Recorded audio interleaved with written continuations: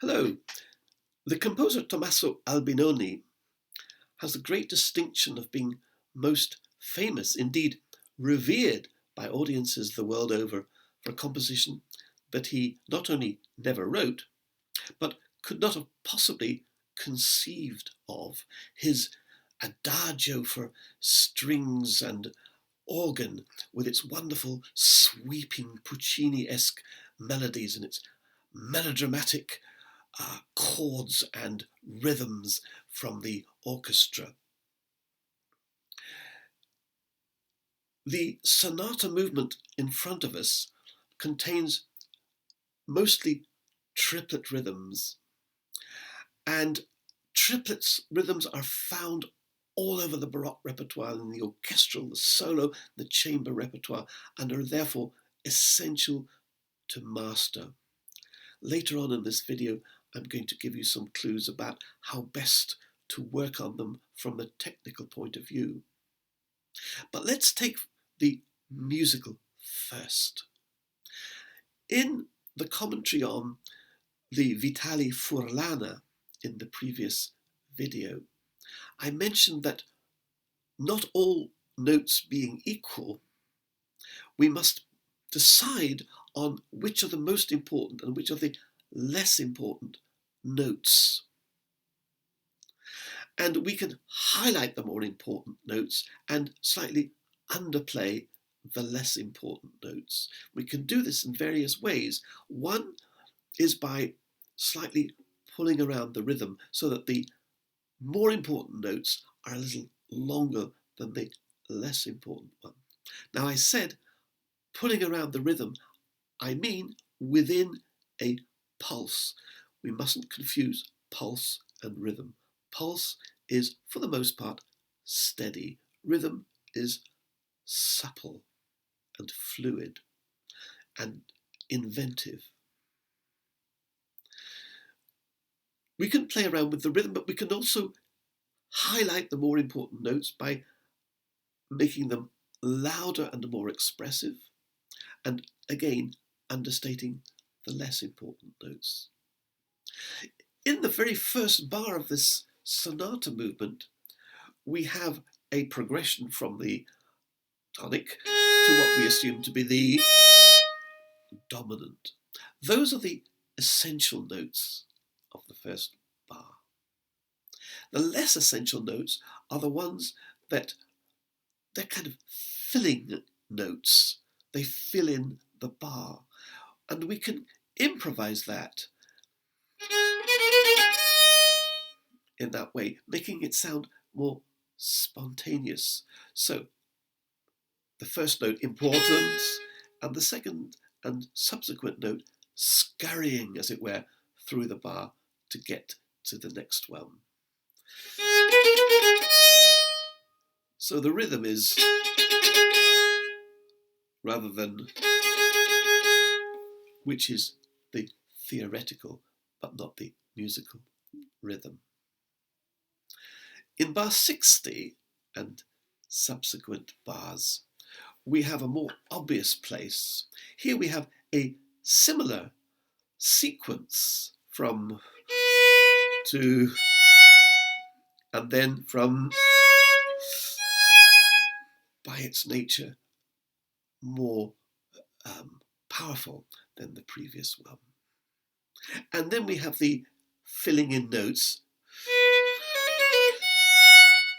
and which we can again slightly scurry through.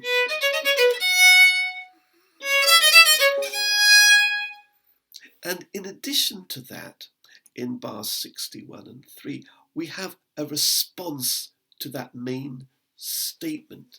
And the response in 61 is something rather subterranean, if you like. And the response 2 bars later is the same,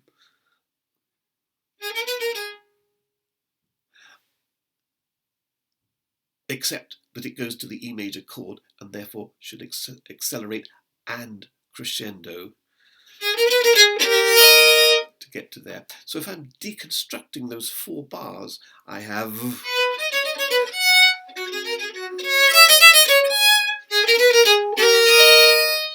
And of course, it's always better to exaggerate at the beginning, because especially when you speed up, you're going to lose some of that declamatory, rhetorical material, and it'll sound just a little bit more regular. In bars 49 and sequence thereafter, we have something a little bit similar. We have the main note and the response. This time, instead of the response being in the lower voice, it's in the higher voice. So we have...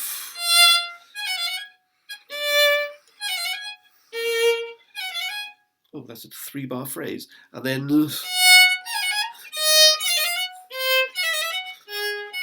It's a 4-bar phrase. Etc. That's a longer phrase. Always important to know how many bars there are in a phrase, because that's part of the composer's ingenuity. So again, I would slightly elongate and present the important notes, and I would slightly underplay the more spontaneous filling in notes.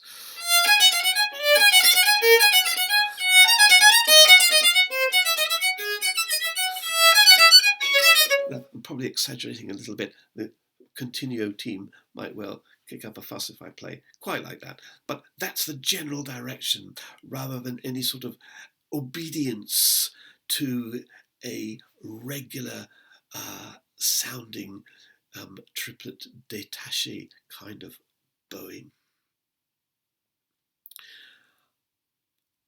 I talked about the difficulties of string crossings in triplet rhythms. Of course, sometimes we could avoid them. For example, in bar 5, I could easily play like that. But it's a lot less exciting than if I put in the fingerings. They're my fingerings. Albinoni would never have put them in.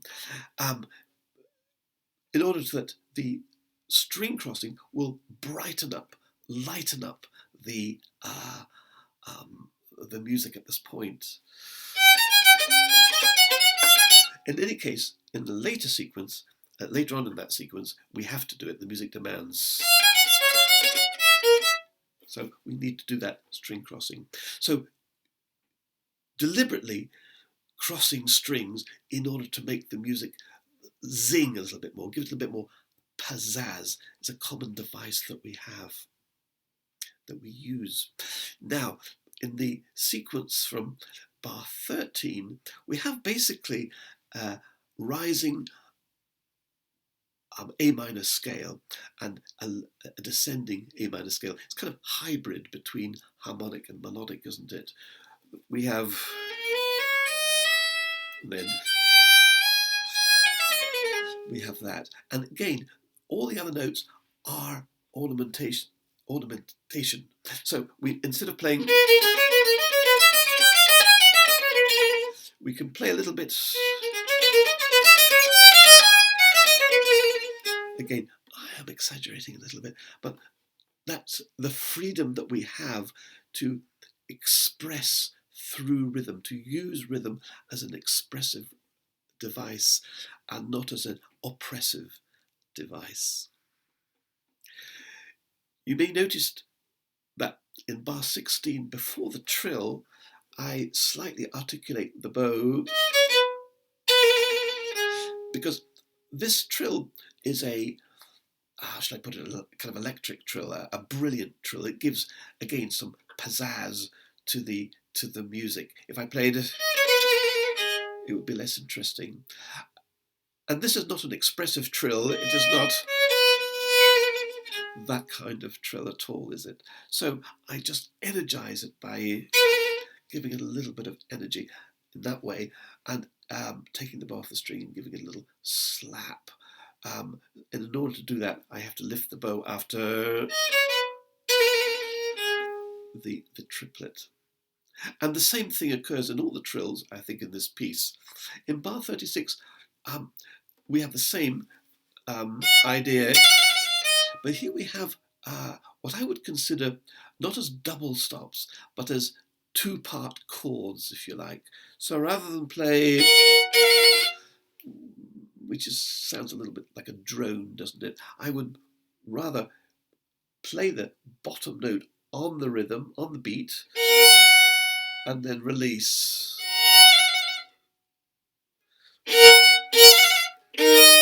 And then we have the three-part chord. So always highlighting the top part and using the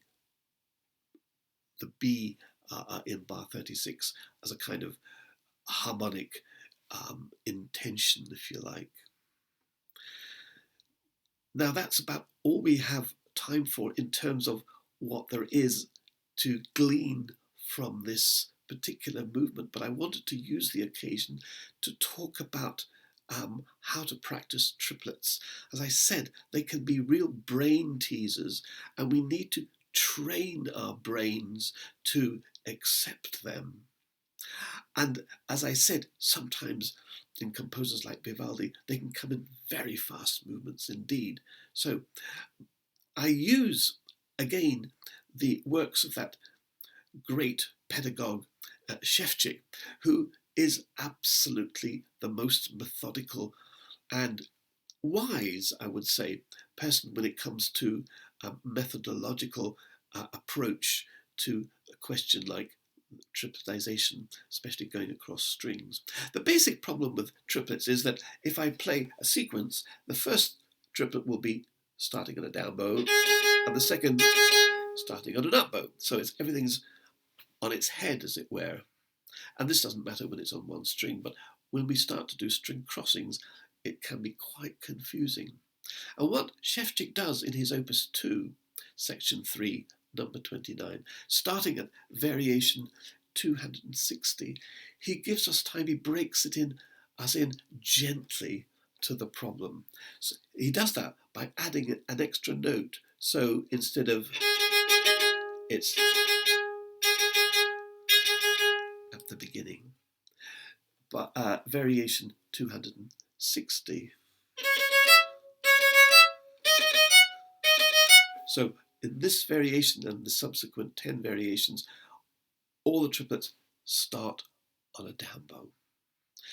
By the time we get to variation 270, what he does is he changes the time signature to 3/4 to add another note, but so that the second group of triplets is actually starting on an up bow. So what we have in 270 is, and then up bow and down bow. But we have that extra beat, if you like, to prepare us for the reversal of the motif. And he does that for a further 8 variations until we have our first pair of triplets. But with the extra beat, we have a little time before each pair. So variation 278 is like that in 3/4 time, etc.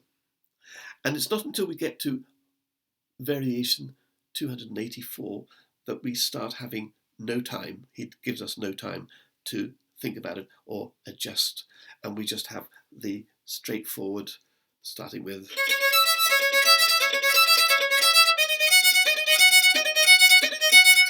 and by the time we get to 292, we're doing things like that kind of thing, which is the real kind of brain teaser. So I really recommend studying those variations to augment our feeling of acceptance of those tricky brain teasers that are triplets. Enjoy your practicing.